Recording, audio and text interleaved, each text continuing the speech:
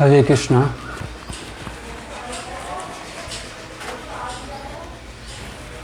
आप सबका स्वागत है क्लास में। हरे कृष्णा। ये जो हम बुक चल रही है SK Shri Krishna public research PVT LTD अंक गणित वस्तुनिष्ठ दिल्ली पुलिस प्रतियोगिता परीक्षाओं के लिए पूर्ण हल सहित राम सिंह यादव की, तो मैं इसके अलावा एस चांद की भी बुक कराऊंगा, RS अग्रवाल की। इसमें UP police, Delhi police, SSC और रेलवे और आर्मी, एयरफोर्स, नेवी, इस टाइप के एग्ज़ाम्स का पूरे के पूरे क्वेश्चंस इसमें मिल जाएंगे। और जो नए क्वेश्चंस बनते हैं वो कुछ % के क्वेश्चंस बच्चों को खुद सोचने हैं, समझ में आएँ तो अच्छा है, करके आओ। नहीं समझ में आ रहे हैं तो उनका आगे रास्ता बताया जाएगा कि हम उन्हें कैसे स्किप करके आगे के क्वेश्चंस को जल्दी कंप्लीट करें। तो इसके अलावा हमको करना क्या है कि ये बुक आप कहीं से भी ले सकते हैं, और नहीं तो मैं क्वेश्चंस के साथ में ही सॉल्यूशन कराऊंगा, इसमें से करते रहें। एस चांद की बुक कराऊंगा, उसमें से भी ले सकते हैं, उसमें सॉल्यूशन कर सकते हैं। बुक ले लेंगे तो और अच्छी बात है। टेलीग्राम पे अपना चैनल है, उस पर HKHR coaching online government job search कर सकते हैं। उससे आप क्वेश्चंस पेस्ट करेंगे, कॉपी करेंगे, फ़ोटो खींच के भेजेंगे तो उसका सॉल्यूशन आपको मिलेगा। तो अभी हम इसको स्टार्ट करते हैं। नंबर सिस्टम पहला चैप्टर है, संख्याएं, नंबर सिस्टम। अब इसके एग्ज़ाम्स कब आने वाले हैं वो हम बाद में देखेंगे। पहले हम एग्ज़ाम से पहले अपनी तैयारी पूरी कर लेते हैं, जिससे कि जब एग्ज़ाम आए तो हम उसको कंप्लीट कर सकें। तो संख्याएं क्या चीज़ होती है, संख्याएं क्या है कि संख्या क्या काम कर रही है, इससे उसकी पहचान पता चलेगी। उसकी परिभाषा का पता कैसे चलेगा कि उसका कार्य क्या है। तो संख्या की कार्य की परिभाषा क्या दे रखी है इस बुक में?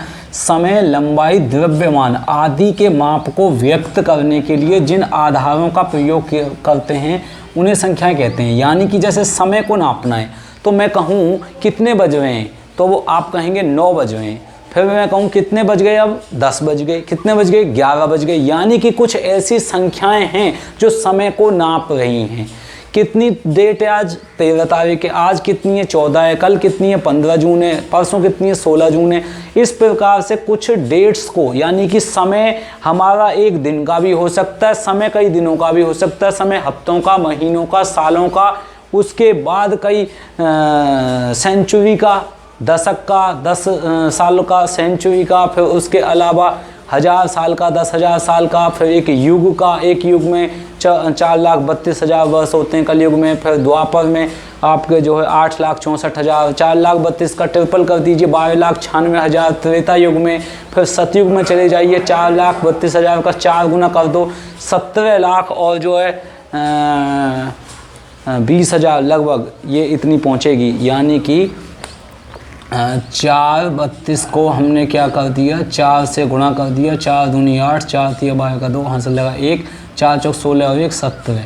तो ये 1728 कितनी पहुंच जाएगी, 17,28,000, 17,28,000 इतनी जो है हमारी समय नप गया। और ये समय किस में नापा गया, ये समय जो हमारा नपा है वो त्रेता नहीं सत्य युग में, सत्य युग। इसको नापने का इतने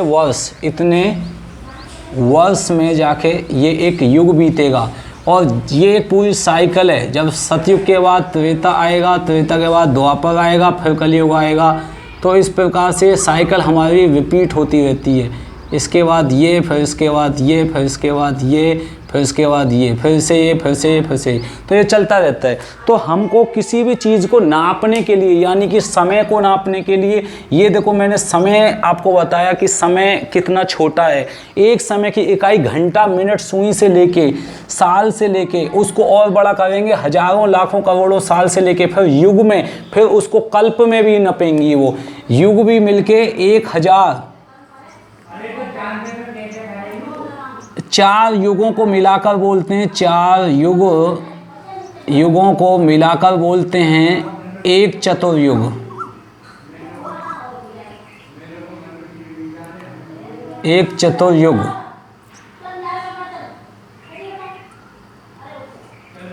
ठीक। और 1,000 चतुर्युगों को मिलाकर क्या कहते हैं, 1,000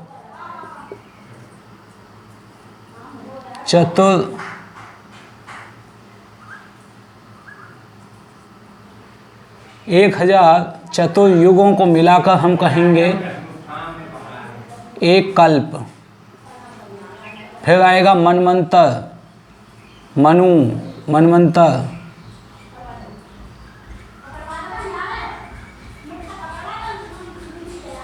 ठीक। फिर एक ब्रह्मा की आयु। तो इस प्रकार से एक प्रलय का समय।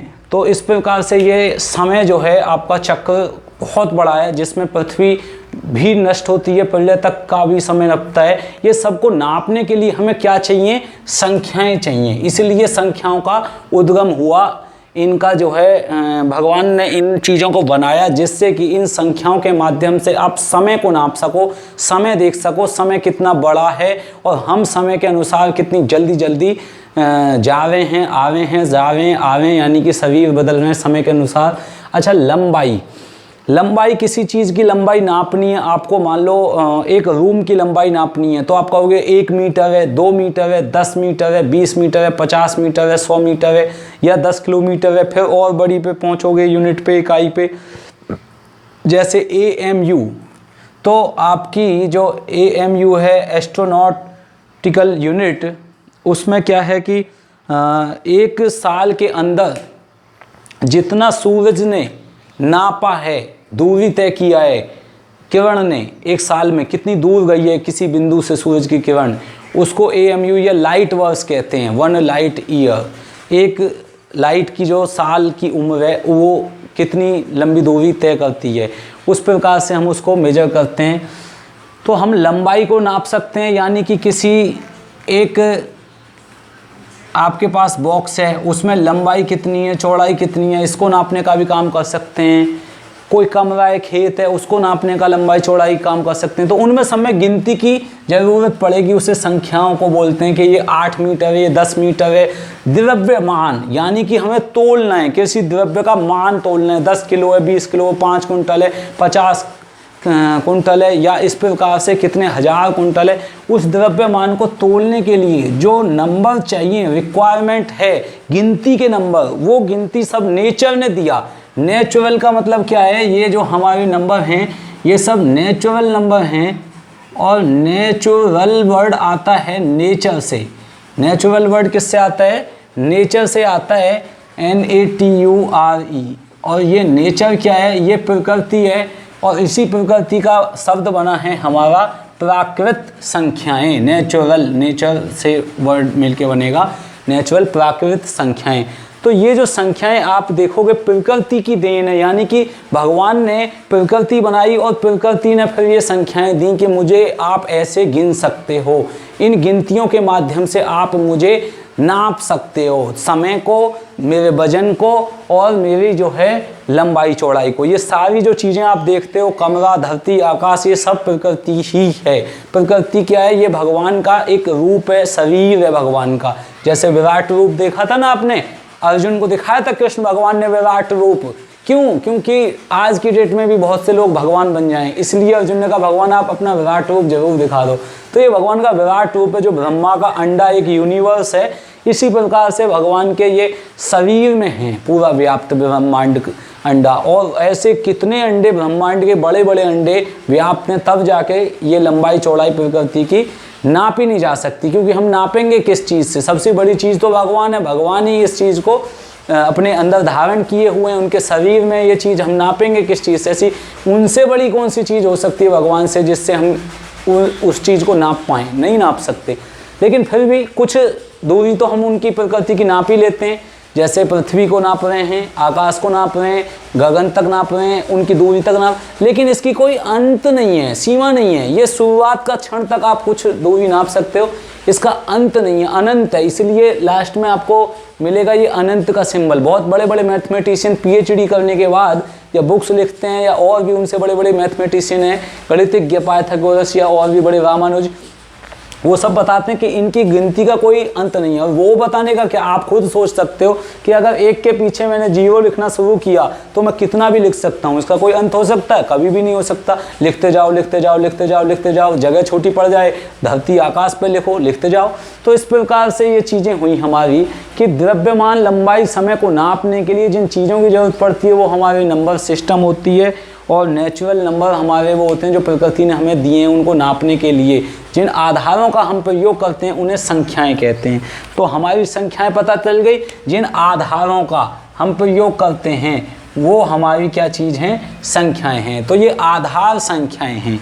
आधार क्या है, किस आधार पे आप नापोगे गिनती के माध्यम से, उनको हम संख्याएं कहते हैं कि ये कितनी हो गई। ठीक, इसके बाद अब ये संख्याएं कौन कौन सी हैं, वास्तविक संख्याएं हैं। वास्तविक संख्याएं दो प्रकार की हैं, परिमेय और अपरिमेय। पेपर में कितना आएगा ये आपको धीरे धीरे पता चल जाएगा, और जितना भी मैं सिखाऊंगा उसके बाद आप पेपर करोगे तो आपका सिलेक्शन हो जाएगा। वो आपकी तैयारी पे भी निर्भर करता है, लेकिन मेरा काम अपना है, मैं अपनी तरफ से इतना सिलेबस पूरा करा दूंगा जितना कि पेपर में आता है, और उसके बाहर की भी जानकारी देनी ज़रूरी है, क्योंकि सिर्फ सिलेक्शन ही ज़रूरी नहीं है, सिलेक्शन के आगे का भी जीवन है, तो वो भी मैं टच करके चलता रहूँगा। तो हमारा क्या है, परिमेय संख्या और अपरिमेय संख्या। परिमेय संख्या होती हैं P/Q की फॉर्म में।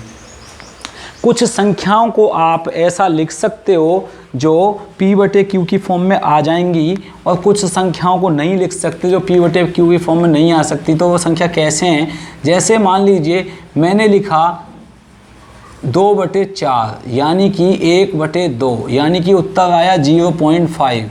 इसको मैं कह सकता हूँ इसका बिंदु समाप्त हो गया, ये परिमेय संख्या में आती है।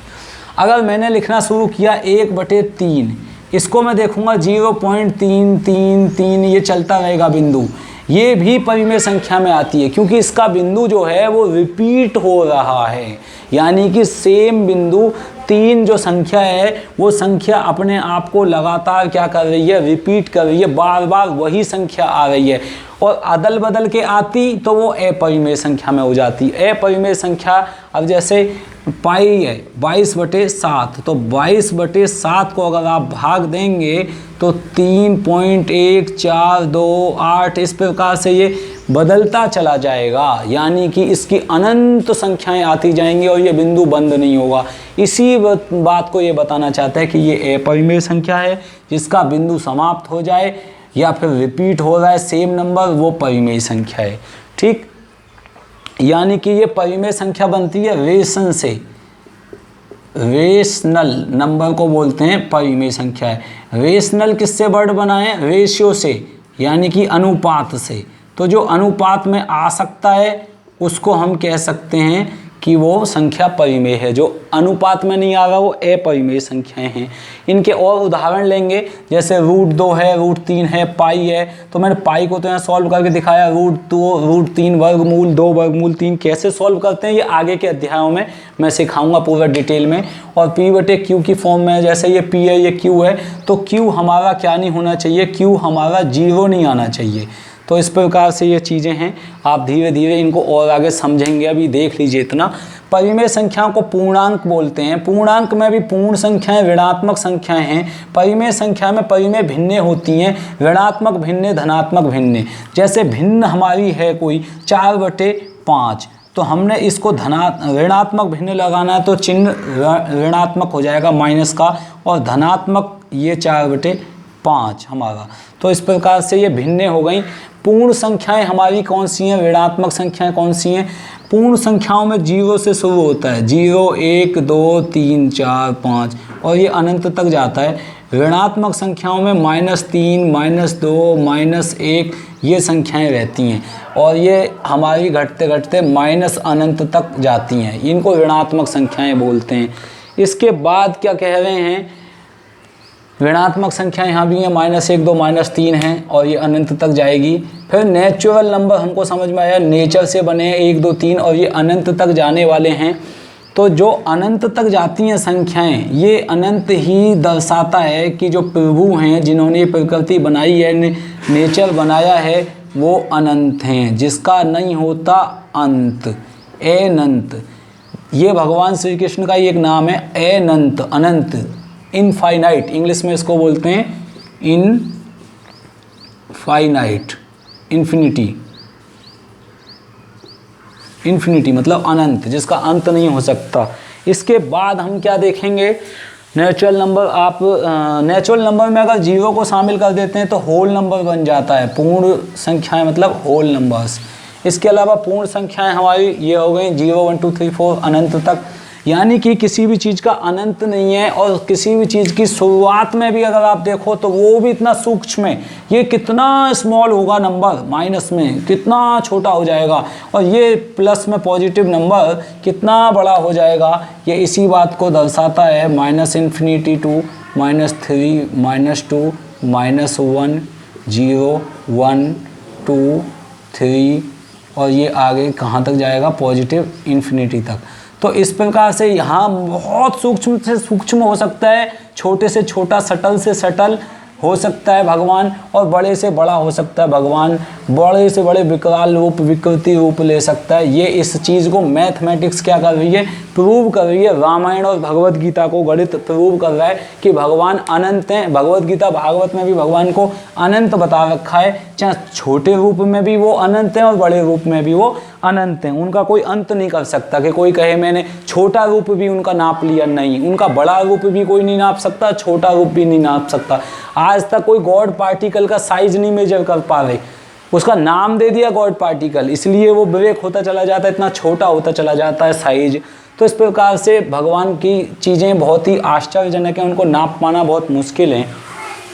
अधिकल्पित संख्याएं कौन सी हैं? -1 -2 आयोटा, यानी कि ये वर्गमूल के अंदर जो ऋणात्मक संख्याएं होती हैं उनको हम अधिकल्पित बोलते हैं, यानी कि जिनकी कल्पना कर सकते हैं हमसे, तो वो वास्तव में संख्याएं नहीं है, ऐसी कल्पना कर सकते हैं कि वर्गमूल 4 माइनस में हो सकता है क्या, ऐसा। तो आयोटा क्या होता है? आयोटा का मतलब है -1, वर्गमूल में -1 इसका मान होता है। ये आगे जब क्वेश्चन आएगा आपको चीज़ें और डिटेल में समझ आ जाएगी।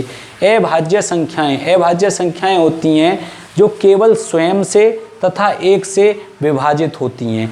1 से जो विभाजित हो जाएं और स्वयं से विभाजित हो जाएं, ये ऊपर का गाइज मैं मिटा रहा हूँ, आप इसको जो है एक बार नोट कर लीजिएगा, बहुत ही शानदार लिखने में इसमें टाइम लगा।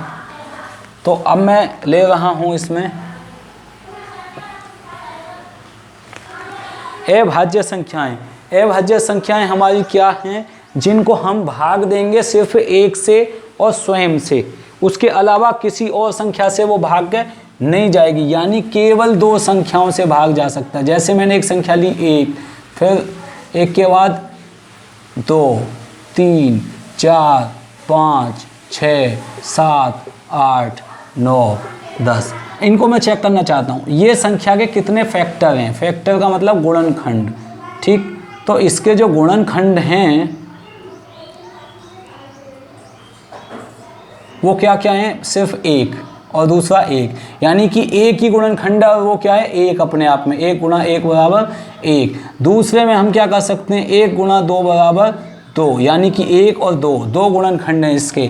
2 संख्याओं से भाग हो सकता है, 1 से भी और 2 से भी अपने आप से, यानी कि हमको अभाज्य संख्या के लिए कम से कम और ज़्यादा से ज़्यादा केवल 2 गुणनखंड चाहिए, केवल 2 गुणनखंड।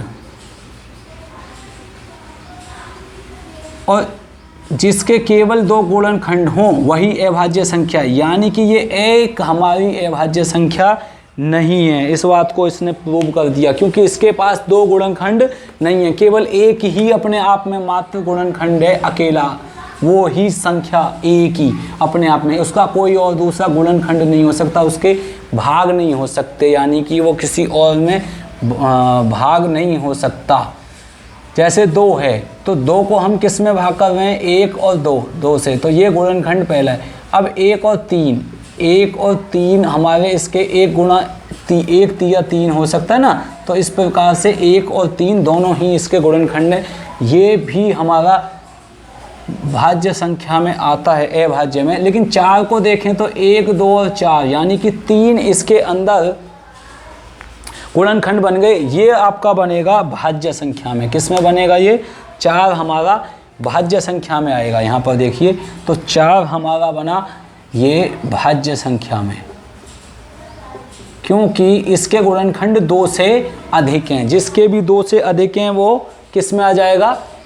भाज्य में। तो 1 क्या है? ना भाज्य ना अभाज्य है, लेकिन 2 3 क्या है? अभाज्य। 5 क्या है? अभाज्य। 7 क्या है? अभाज्य। 9 क्या है? अभाज्य। तो हमारी जो संख्याएं हैं वो हमको अभाज्य संख्याएं कौन कौन सी हो जाएंगी। अभाज्य संख्याओं में आपका 2 आएगा, 3 आएगा, 5 आएगा, 7 आएगा, 11 आएगा। ठीक है, इस प्रकार से संख्याएं आगे चलती रहेंगी। 100 तक कितनी संख्याएं होती हैं अभाज्य? 25 संख्याएं होती हैं 100 तक। ठीक है, तो इस प्रकार से हम इसको याद कर लेते हैं और निकाल के आप लोग देख लेंगे, इंटेलिजेंट हैं। बाकी आगे की जो कहानी है हमारी 4 भाज्य है, 6 भाज्य है, इसके अलावा हमारा 4 है, 6 है, 8 है, 9 है, 10 है, ये सब भाज्य संख्याओं में आएंगे। तो भाज्य संख्याएं अभाज्य संख्या पता चल गई। इसमें 2 से ज़्यादा गुणनखंड होंगे, इसमें केवल 2 गुणनखंड होंगे। एक तो अपने आप का वो नंबर केवल स्वयं तथा 1 से विभाजित होने वाले। तो ये सारी संख्याएं 2, 3, 5, 7, 11, 13 अभाज्य संख्याएं हैं। भाज्य संख्याएं में 1 तथा अन्य कोई भी संख्या और वो स्वयं, तो 3 गुणनखंड हो गए कम से कम। तो ये 4, 6, 8 इसके एग्जाम्पल हैं। ठीक, इसके अलावा ऋणात्मक भिन्न -4 -5, धनात्मक +4 +5 बटे में, ये मैंने कंप्लीट करा दिया। तो इसके अलावा ये आपको नंबर संख्या क्या है, संख्या किस किस प्रकार की होती हैं, नंबर लाइन क्या है, भिन्न क्या हैं, उसके अलावा परिमेय संख्या क्या है, अपरिमेय संख्याएं, इनको मैंने थोड़ा थोड़ा बताने का प्रयास किया है। अभी मैं आगे लेके चलूँगा, इनको एग्जाम्पल्स के माध्यम से समझाऊँगा जब हम एग्जाम्पल करेंगे। तो इसके बाद अभी हम क्या करने वाले हैं, इसमें 1 से 100 तक की अभाज्य संख्याएं थोड़ा बता दूंगा और आगे जो महत्वपूर्ण तथ्य हैं उनको बताने के बाद मैं उनका स्थानीय मान करवाने वाला हूं। स्थानीय मान के अलावा उनको जो है रोमन नंबर बताऊंगा। रोमन नंबर के अलावा विभाजकता की जांच यानी कि डिविजिबिलिटी रूल, 2 किस संख्याओं को 2 से कौन कौन सी संख्याएं भाग हो सकती हैं, 3 से कौन कौन सी संख्या भाग हो सकती हैं, 4 से, 5 से, इनका डिविजिबिलिटी रूल क्या है, भाग देने का इनका नियम क्या है, हम कैसे किसी संख्या को पहचाने ये 2 से भाग हो जाएगी पूरी तरह या नहीं, 4 से भाग हो जाएगी पूरी तरह या नहीं। तो इस प्रकार से इनके डिविजिबिलिटी रूल बताऊंगा। फिर इकाई का अंक कैसे निकालते हैं ये सिखाऊंगा और आगे फिर जो है इनके कुछ फॉर्मूलाज हैं उनको बताने के बाद उदाहरण के साथ सवाल हल करने आगे सिखाऊंगा। हरे कृष्णा।